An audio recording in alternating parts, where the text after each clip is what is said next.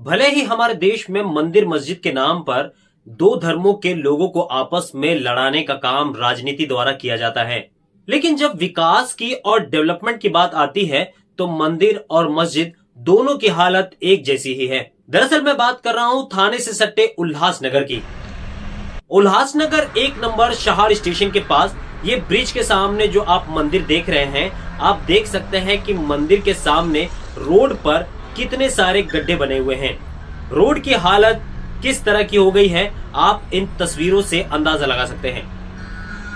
सोचिए वो श्रद्धालु जो मंदिर में दर्शन करने के लिए आया हुआ हो और जब वो मंदिर से दर्शन कर बाहर निकलता है तो देखता है कि उसके सामने की जो सड़क है उस पर बड़े बड़े गड्ढे बने हुए हैं, और जब नजर पड़ती होगी कि मंदिर के जैसे ही वो बाहर आता है तो देखता है सड़क पर एक किनारे कीचड़ ही कीचड़ है।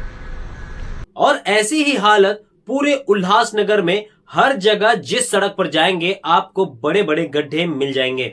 ये जो आप तस्वीरें देख रहे हैं दरअसल वो उल्लासनगर कैंप क्रमांक 3 की है। यहाँ पर भी हनुमान जी का एक मंदिर है और मंदिर के बाहर जो सड़क जा रही है उस रास्ते पर बड़े बड़े गड्ढे हैं।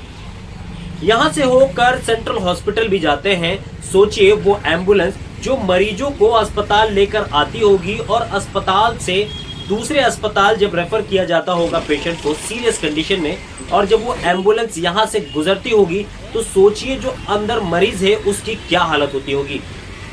ये जो सड़क के बड़े बड़े गड्ढे देख रहे हैं इस पे से आपको गाड़ियां हिचकोले खाते हुए नजर आएगी।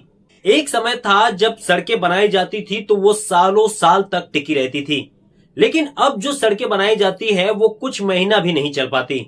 उल्लासनगर की इन खराब सड़कों की वजह से कई लोगों की जिंदगी भी चली गई है, लेकिन फिर भी उल्लासनगर महानगर पालिका को शायद इससे कोई फर्क नहीं पड़ता।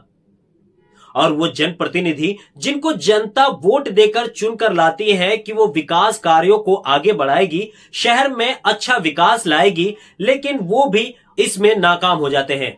दरअसल उन जनप्रतिनिधियों की भी कोई गलती नहीं है, क्योंकि जनता 500 रुपए और 1000 रुपए लेकर अपना वोट किसी को भी आंखें बंद करके दे देती है। जरा सोचिए वो प्रतिनिधि, वो नेता जो अपने लाखों करोड़ों रुपए वोट खरीदने के लिए खर्च कर देता होगा, तो वो जीतने के बाद भला जनता के लिए काम कैसे करेगा। जबकि होना तो ये चाहिए कि जनता को समझना चाहिए कि वो जो उसका कीमती वोट है वो सिर्फ चंद 500 रुपए और 1000 रुपए में बेच देती है।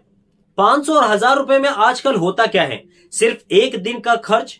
जरा सोच कर देखिए, वो जनता सिर्फ एक दिन के खर्च के लिए आप ऐसे लोगों को सत्ता में लाकर बिठा देते हो जो 5 साल तक बिना कोई काम किए ऐसे ही मौज करते रहता है।